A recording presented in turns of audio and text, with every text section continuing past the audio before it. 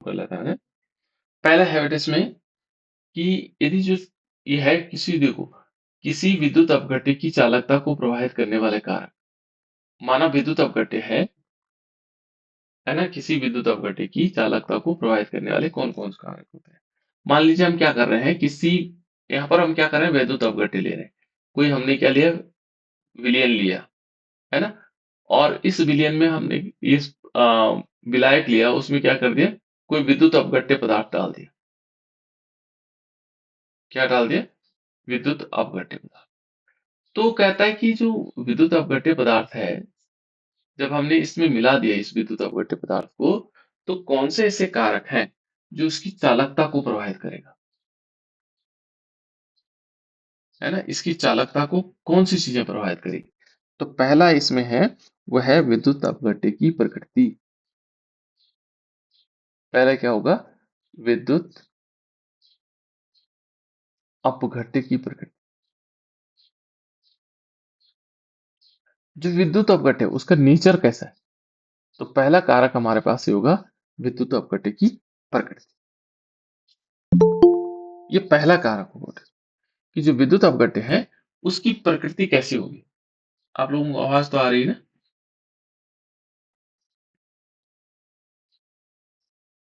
आ रही बेटा, आवाज तो आ रही होगी।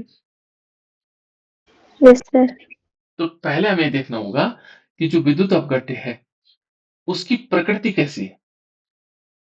यदि उसकी प्रकृति को जानेगा, है ना, यदि वो दुर्बल वैद्युत अपघट्य है, ठीक है ना, मान लीजिए वो कैसा है, दुर्बल वैद्युत अपघट्य है, तो उसकी क्या होगी, चालकता कम होगी। और प्रबल वैद्युत अपघट्य है तो उसकी चालकता अधिक होगी। देखो पहले कंडीशन हमारे पास उसकी प्रकृति है, दूसरा है आयनों का आकार।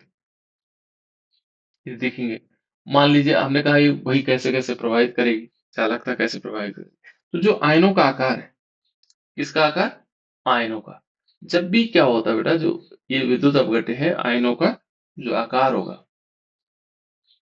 आयनों का आकार एवं उनका विलायक योजन। विलायक योजन का मतलब उनका सॉल्यूशन, है ना, कैसे कैसे विलायक योजन हो जाता है, मैंने कैसे कैसे सॉल्यूशन बनाता हूँ, है ना, विलायक योजन कह सकता हूँ। उनका क्या होगा, विलायक योजन, विलायक योजन कैसे उसका विलायक योजन होगा, ठीक है। तो उनके आयनों का आकार, क्योंकि जब हम किसी विद्युत अपघट्य को घोलते हैं ना बेटा, तो सबसे पहले क्या होता है, आयन बनाते हैं। जैसे मानो NaCl को हमने बोला, Na पॉजिटिव Cl माइनस। अब इनका आकार कैसे है, इस विद्युत अपघट्य के जो विलयन है उसमें जो उपस्थित आयन है उनका आकार कैसा है, उस पर भी डिपेंड करेगा। अब कैसे डिपेंड करेगा, बड़े आकार के साथ क्या होगा, छोटे आकार में क्या होगा, ठीक है। तो यहाँ पर क्या माना जाता है कि जो छोटे आकार वाले होंगे उनकी चालकता अधिक होती है, और जो बड़े आयनों का आकार उनकी चालकता कम हो जाती है, ठीक है ना, जिनका आकार बड़ा होगा उनकी चालकता कम हो जाएगी। तो इनके आयनों पर भी डिपेंड करता है ना, कि वो आयन किस प्रकार से है। दूसरा इसमें क्या था, विलायक योजन था। विलायक योजन में आयन का जो विलयन है, विलायक योजन में यदि मान लीजिए इसी प्रकार से विलायक योजन क्या होगा, अधिक होता है तो उनकी गति क्या होती है, धीमी हो जाती है, ठीक है ना। तो इसी प्रकार से यदि हम कह सकते हैं कि यदि आयन का विलयन या विलायकन या विलायक योजन अधिक होता है तो उसकी गति अधिक होती है, धीमी, सॉरी, उसकी गति क्या हो जाती है, धीमी हो जाती है, ठीक है ना, और उसकी चालकता कम हो जाती है। विलायक वजन यदि अधिक होगा तो उनकी गति धीमी हो जाएगी और इसके कारण क्या होगा, उनकी चालकता कम हो जाएगी, ठीक है। तो इस प्रकार से दूसरा था। तीसरा पॉइंट यदि हम देखेंगे, ये था विलायक की प्रकृति और उसकी श्यानता। मैंने बताया था विलायक की प्रकृति, एक तो क्या थी, उसकी प्रकृति कैसी होगी, विलायक की प्रकृति, और दूसरी श्यानता। श्यानता बताया था बेटा, श्यानता शब्द बताया था। Yes sir. हाँ, जैसे माना एक तो था हमारे पास शहद और दूसरा क्या था, पानी। इनमें ज्यादा श्यान कौन है, किसकी श्यानता ज्यादा है इसमें, शहद। शहद की। श्यानता का मतलब बहने का जो गुण होता है उनमें, वो देखो शहद बहुत धीमी-धीमी गति से बहता है, वो श्यान दर है। तो जब हम क्या ध्यान ये रखना है आपको कि जब हम गले के अणु को घोलते हैं विलायक में, तो उनकी श्यानता बढ़ती रहती है। उनकी श्यानता क्या होती है? बढ़ती रहती है। ये पॉइंट याद रखना आपको, है ना? यहाँ पर क्या होगा? इसमें माना जाता है एक तो विलायक की प्रकृति हमने देख ली। विलायक की प्रकृति देख विलायक की प्रकृति क्या हो सकती है बेटा? कि जो ध्रुवीय विलायक होंगे, उनमें वैद्युत अपघट का आयनन अधिक होता है। ठीक है ना? यहाँ पर हम ये मान भी देते हैं, मान लीजिए हमारे पास कोई क्या है, कैसे ध्रुवीय विलायक है, तो हम क्या मानते हैं उन ध्रुवीय विलायकों में जो क्या होगा, जो वैद्युत अपघट्य होंगे उनका आयनन अधिक होगा। तो विलायक यदि क्या है, ध्रुवीय है, जैसे H2O है, H2O ध्रुवीय है ना, तो इसमें क्या होगा, इसमें वैद्युत अपघट्य अधिक क्या होंगे, इनका आयनन अधिक हो जाएगा। और जब विद्युत अपघट्य की चालकता भी अधिक होगी, आयनन अधिक होगा, चालकता अधिक होगी, है ना? और दूसरा है श्यानता, है ना? विलायक की श्यानता क्या होगी, श्यानता भी विलायक की चालकता को प्रभावित करती है ना? क्या करेगी, कैसे करेगी? यदि श्यानता अधिक है तो आयनों की गति धीमी हो जाएगी, और धीमी के होने से क्या होगा, उसमें चालकता कम होगी। ठीक है ना? तो ये दोनों चीजें याद रखना। ठीक है। तीसरा है विद्युत अपघट्य की सांद्रता। चौथा सॉरी, चौथा हमारे पास क्या है, वैद्युत अपघट्य की सांद्रता। जो वैद्युत अपघट्य है, वैद्युत अपघट्य है, जो पदार्थ हमारे पास है, इसकी सांद्रता क्या काम करेगी अब?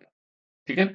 यहाँ पर ये कहते हैं कि जो उसकी सांद्रता, वैद्युत अपघट्य की सांद्रता, यदि प्रबल और दुर्बल, दो प्रकार की चीजें होती है हमारे पास, है ना? प्रबल और दुर्बल, दोनों प्रकार के जो वैद्युत अपघट्य हैं, की सांद्रता घटने से घटती है। यदि सांद्रता घटाने से क्या होगी, चालकता घटेगी। यदि हमने इनकी सांद्रता को घटा दिया तो उनकी चालकता कम होगी। ठीक है ना? यदि हमने क्या किया, सांद्रता कम कर दी तो चालकता भी क्या होगी, चालकता सांद्रता घटाने पर घटती है। और यदि हम तनुकरण कर, माना हमने तनुकरण किया, तनुकरण का मतलब हम उसमें पानी मिलाते हैं, है ना? ज्यादा मिलाते हैं, विलायक ज्यादा कर देते हैं।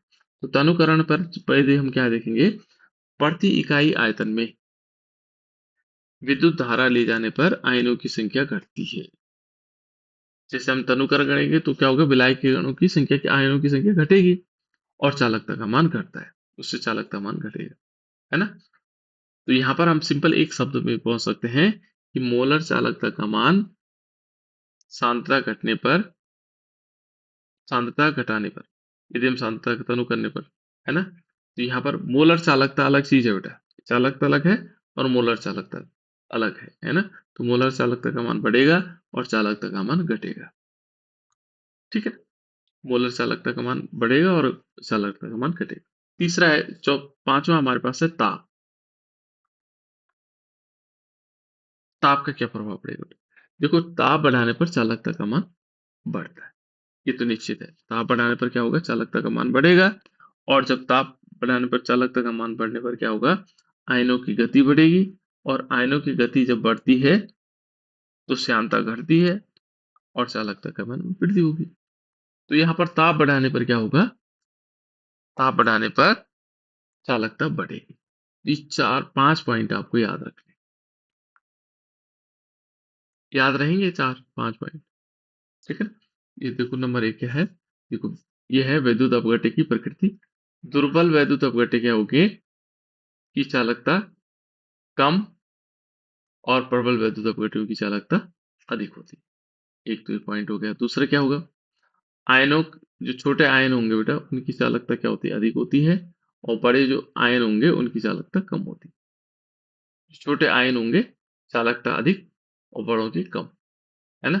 यदि ये कहता है कि यदि हमारे पास है आयन, विलायक का वजन अधिक होगा तो क्या होगी, उनकी गति धीमी हो जा, वो धीमी होती है और चालकता कम हो जाती है। देखो आयनों का, देखो आयनों की चालकता का क्रम ये है कि लिथियम का आकार सबसे छोटा होता है, is greater than sodium, sodium का आकार बड़ा हो गया, सोडियम से और बड़ा आकार पोटेशियम का हो गया, और उससे बड़ा आकार रूबियम का हो गया।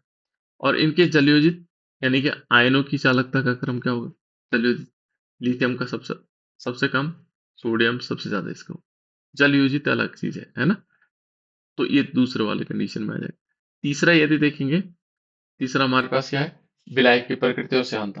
तो ध्रुवीय देखो, ये कह रहा है कि ध्रुवीय जो हमारे पास क्या होंगे, ध्रुवीय विलायकों में विद्युत अपघटन आयनन अधिक होती है।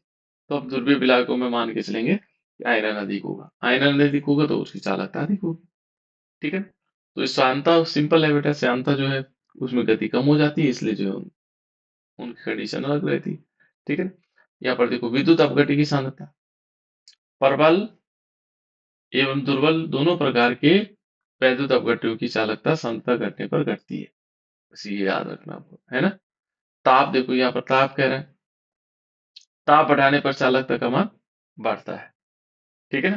ताप बढ़ाने पे क्या होगा, चालकता का मान बढ़ेगा, क्योंकि ताप बढ़ाने से क्या होगा, प्रति इकाई आयतनों की गति बढ़ती है और श्यानता घटती है, और जिसके कारण चालकता का मान में वृद्धि होती है। तो ये पांचों के पांच हमारे पास पांच कारक हैं जो विद्युत अपघटन की चालकता को प्रभावित करते हैं। किसकी चालकता, वैद्युत अपघटन की चालकता को प्रभावित करते हैं। ये है बेटा हमारे पास पांच कारक। नेक्स्ट है हमारे पास ये वाला, इसमें क्या है, क्या था बेटे, ये है आयनों की आयनिक विलयनों की चालकता का मापन। हमारे पास आयनिक विलयन होता है, कौन सा विलयन है बेटा, आयनिक विलयन। आयनिक विलयन का जो हमने चालकता का मापन करना है, कैसे कैसे चालकता का मापन किया जाता है, यहाँ पर है। देखो आयनिक विलयन क्या होगा बेटा, जिसमें आयन होंगे, है ना। जैसे हम अभी बात कर रहे थे, ये कहता है कि किसी आयनिक युग्म के विलयन की चालकता का सही मापन उसके प्रतिरोध का मापन करके किया जाता है। अब देखो जैसे प्रतिरोध का मापन हम कैसे कर सकते हैं, देखो यहाँ पर क्या होता है कि जैसे हमारे पास यहाँ हमने लिया, वहां पर क्या करते थे, जैसे यदि हम सिंपल तार का चालकता हमें निकालनी होती, तो उसमें व्हीटस्टोन सेतु में हम क्या करते थे, अलग अलग ओम के वो लगा देते थे और उसमें विक्षेप देखते थे, है ना। तो इसके लिए क्या करते हैं बेटा, देखो प्रतिरोध का जो मापन होता है वो व्हीटस्टोन ब्रिज द्वारा किया जाता है। ध्यान हमेशा रखना कि जहां पर भी प्रतिरोध का यदि हम मापन कर रहे हैं, उसके लिए क्या करते हैं, व्हीटस्टोन सेतु का प्रयोग करते हैं, है ना। व्हीटस्टोन सेतु बोलते हैं इसको, या व्हीटस्टोन ब्रिज कहा जाता है। तो प्रतिरोध का मापन किससे किया जाता है, एक चीज याद रखना आपको, किससे किया जाता है बेटा, ये किया जाता है व्हीटस्टोन सेतु से, है ना।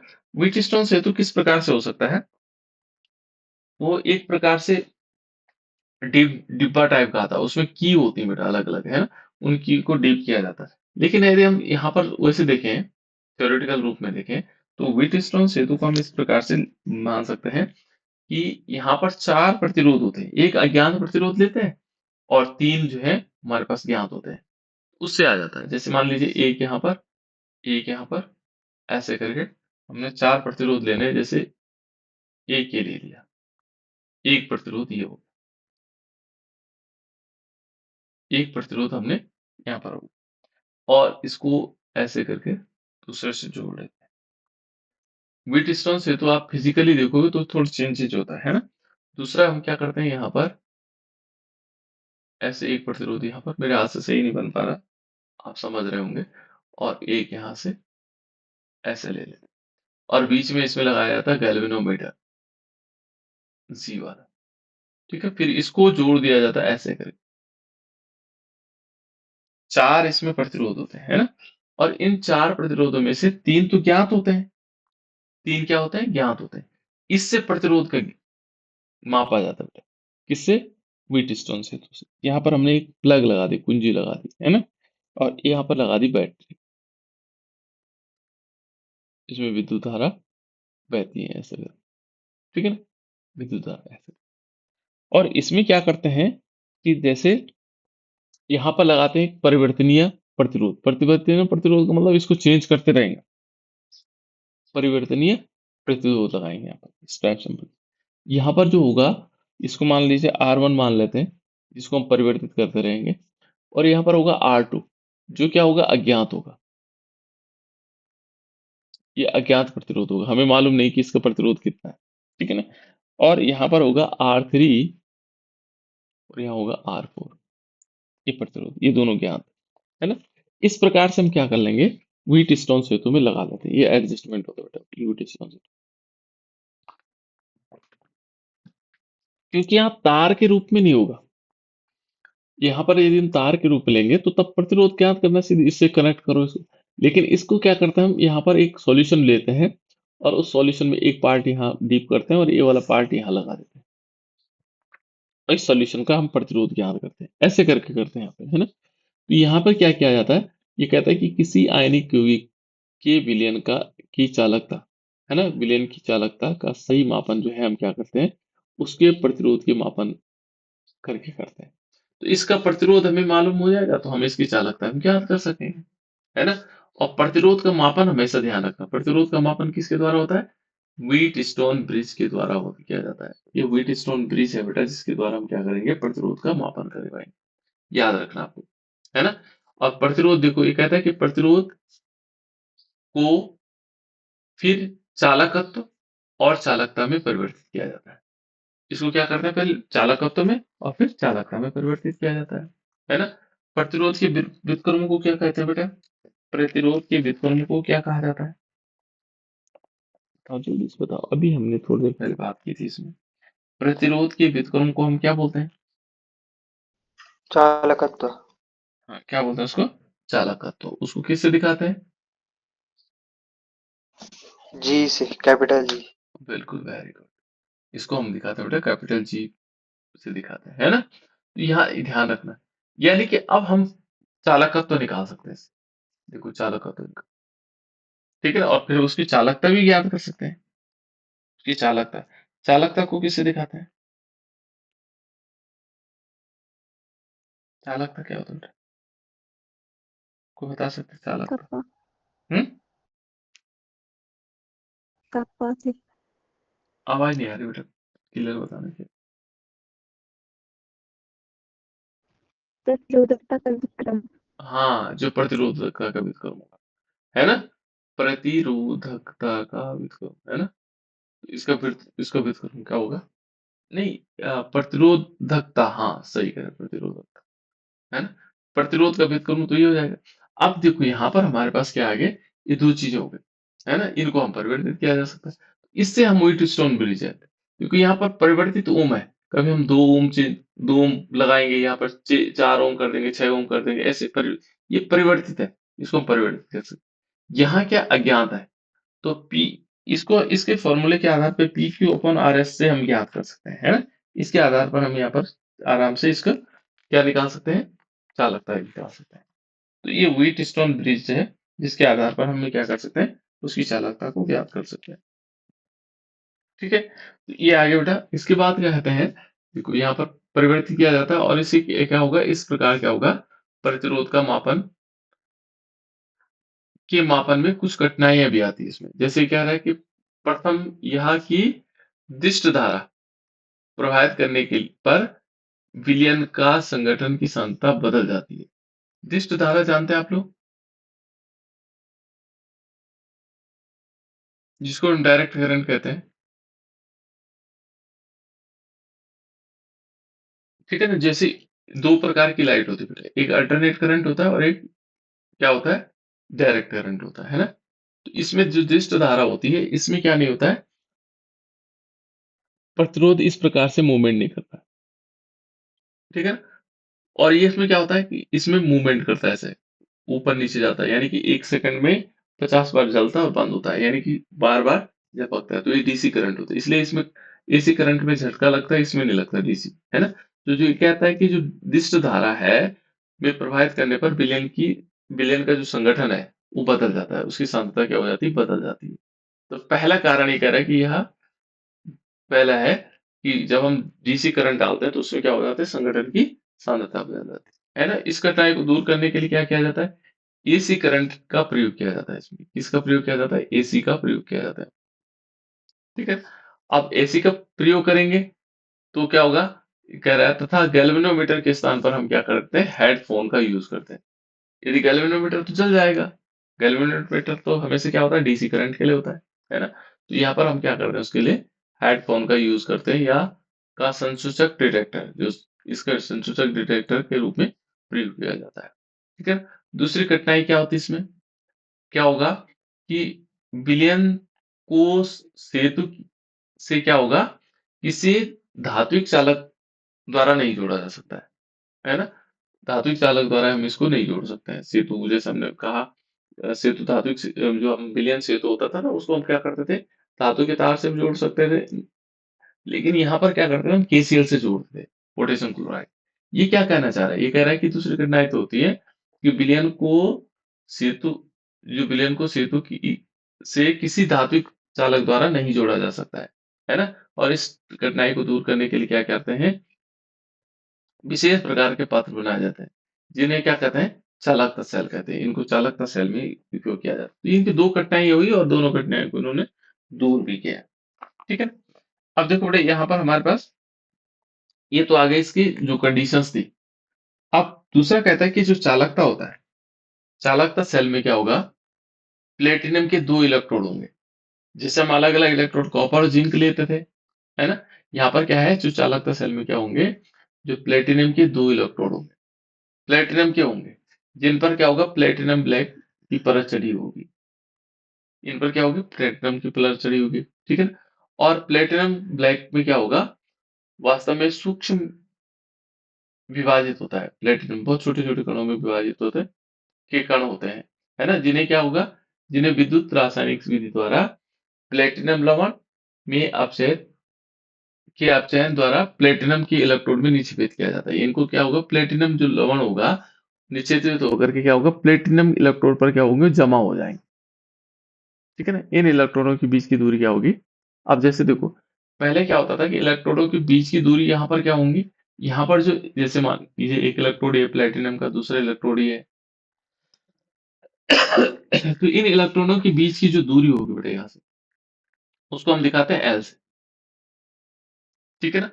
और अनप्रस्थ काट का क्षेत्रफल अब क्या होगा, क्योंकि पहले तार के रूप में देखते थे, अब तार के रूप में नहीं लेंगे, हम बिलियन के रूप में लेंगे। तो इसमें क्या होगा, जितना एरिया इसने कवर किया होगा, तो उसको हम क्या करेंगे, आई के रूप में, यानी कि दूरी इन्होंने एल लिखा हो, है ना, एल।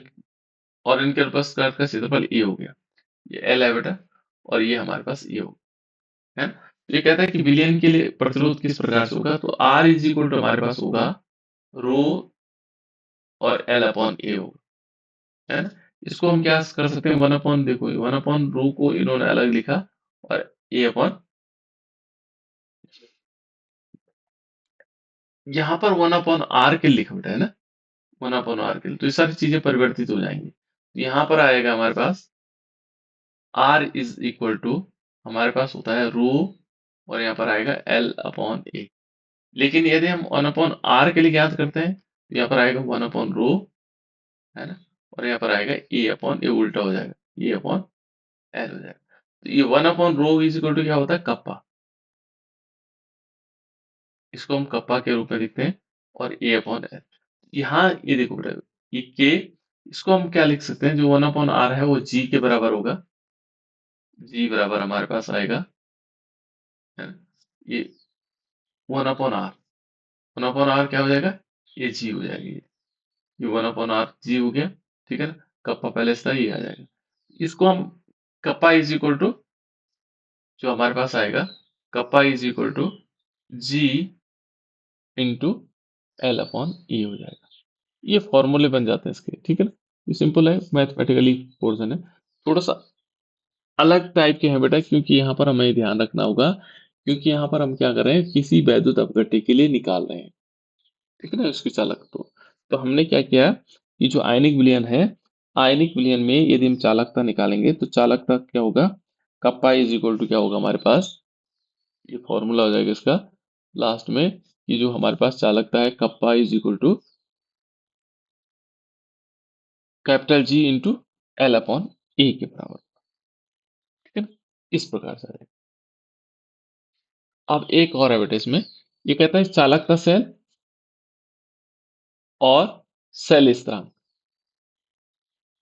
इसमें क्या संबंध हो सकते हैं, है ना। तो ये कहता है कि जैसे मान लीजिए हमारे पास एक एक बार में हमने क्या किया, एक बार एक सेल की उपस्थिति में सेल स्थिरांक का प्रतिरोध ज्ञात करने पर होने वाली जो विलयन की चालकता है वो निम्न प्रकार से दी जा सकती है। यदि हम उसकी चालकता को देखेंगे, वैसे हमने देखा बेटा कि जो हमने चालकता, सेल की चालकता कैसे निकालते हैं हम, कैसे कैसे निकालते हैं। मान लीजिए सेल की लंबाई हुई और उनके अनुप्रस्थ का जो क्षेत्रफल होगा, का जो अनुपात होगा, है ना। जैसे मान लीजिए हमारे पास एक सेल की लंबाई L है और उस सेल की लंबाई के साथ साथ उनके अनुप्रस्थ काट का क्षेत्रफल A है। मान लीजिए L/A, है ना। इसका जो अनुपात होगा उसको हम बोलते थे सेल स्थिरांक। क्या बोलते थे इसको? सेल स्थिरांक। ये हमारे पास क्या है? सेल स्थिरांक है। इसको हम सेल स्थिरांक कहें, ठीक है ना। और सेल स्थिरांक को हम किसके द्वारा दिखाते हैं? इसको दिखाते हैं जी स्टार के द्वारा, है ना। इसको हम क्या दिखाएंगे? जी स्टार के द्वारा। यहाँ कप्पा जो सेल स्थिरांक जब हमने ये लिख लिया, तो इससे क्या हो सकता है? अब हम चालकता निकालते हैं। चालकता मालूम है बेटा, चालकता को हम किसे दिखाते हैं? कैपिटल जी, कप्पा से, सॉरी, चालकता को किसे दिखाते हैं? जो चालकता होती है हमारे पास, चालकता बराबर हम क्या दिखाते हैं? कप्पा। इसको हम कप्पा से दिखाते हैं। और इसमें क्या आएगा? चालकत्व, सॉरी, चालकत्व, और इसके साथ गुणा कर लेंगे सेल स्थिरांक, सेल स्थिरांक, ठीक है ना। इसको हम ऐसे भी लिख सकते हैं कि कप्पा इज इक्वल टू क्या आएगा? कैपिटल जी इंटू जी स्टार। सेल स्थिरांक को हम जी स्टार मान सकते हैं, है ना, सेल स्थिरांक को। इस प्रकार से हमारे पास एक फॉर्मूला आ सकता है। कप्पा इज इक्वल टू क्या आ जाएगा? यदि हम इसको दूसरे रूप में लिखें तो जी स्टार को हम क्या लिख सकते हैं? देखो, जी स्टार बराबर सेल स्थिरांक बराबर क्या आएगा? क्या आएगा? कप्पा इंटू जी, ठीक है ना। इसको हम ऐसे भी लिख सकते हैं, ठीक है। तीसरा और क्या चीज हो सकती है इसमें? प्रतिरोध के जो व्युत्क्रम है, देखो प्रतिरोध का व्युत्क्रम को हम क्या बोलते हैं? हाँ, उसको बोलते हैं चालकत्व। यदि हम इसकी जगह हम क्या लिखें? जी स्टार बराबर हम लिख सकते हैं कप्पा, और इसको हम क्या लिख सकते हैं? प्रतिरोध का व्युत्क्रम 1/r। इसको ये 1/r यहाँ से ऊपर जाएगा तो तब क्या हो सकता है? जो जी स्टार है हमारे पास, सेल स्थिरांक है, वो बराबर क्या आ सकता है? कप्पा इंटू आर भी हो सकता है। तो ये रिलेशन आ जाएगा बेटा में, है ना। जो कौन कौन से वाले हैं, यानी कि हमारे पास सेल स्थिरांक बराबर क्या होगा? चालकता इंटू प्रतिरोध। ये भी हमारे पास आ जाएगा। ये इंपॉर्टेंट ये वाला पोर्शन है कि जो हमारे पास क्या होगा कि सेल स्थिरांक बराबर क्या होगा? चालकता इंटू प्रतिरोध के बराबर होगा। ये लास्ट हमारे पास, ये इस पोर्शन को देख लें, ठीक है। तो चालकता बराबर क्या आ गया? ये याद रखना है आपको, सेल स्थिरांक बराबर चालकता इंटू प्रतिरोध हम लिख सकते हैं। तो ये अलग अलग 3-4 फॉर्मूले थे। इसके बाद नेक्स्ट आता है बेटा हमारे पास मोलर चालकता। मोलर चालकता ये काफी इंपॉर्टेंट है। अब कुछ कुछ चीजें इसमें थोड़ा समझ में कम आती है, लेकिन कोई बात नहीं, एक दो बार पढ़ेंगे तो सब याद हो जाएगा। मोलर चालकत्व, और इसके लिए दूसरा शब्द है बेटा, मोलर चालकत्व के हम क्या बोलते हैं? मोलर चालकत्व भी कह सकते हैं इसको, या मोलर चालकता भी कहते हैं, या चालकता भी कहते हैं। ये क्या होता होगा? इसको मालूम है बेटा, ये मोलर चालकता क्या होती है?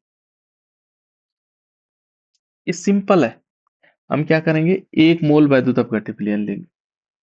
क्या करेंगे? एक मोल वैद्युत अपघट्य लेंगे और उसको विलयन में घोलने पर क्या होंगे? जितने आयन क्या होंगे, जो आयन उत्पन्न होंगे, उनकी चालकता को हम क्या कहेंगे? मोलर चालकता कहते हैं, ठीक है ना। यहाँ सिंपल परिभाषा क्या है इसकी? ये कहता है कि एक मोल वैद्युत अपघट्य के को विलयन में घोलने पर जो उत्पन्न चालकता, उत्पन्न आयन होंगे, उनकी जो चालकता होगी वो क्या कहलाएगी? मोलर चालकता। हमने लेना है एक मोल वैद्युत अपघट्य, इसको ऐसे याद रख सकते हैं। एक मोल क्या लेना है हमने? वैद्युत अपघट्य लिया। जो वैद्युत अपघट्य है एक मोल लिया, ठीक है ना। और इसको हमने क्या किया?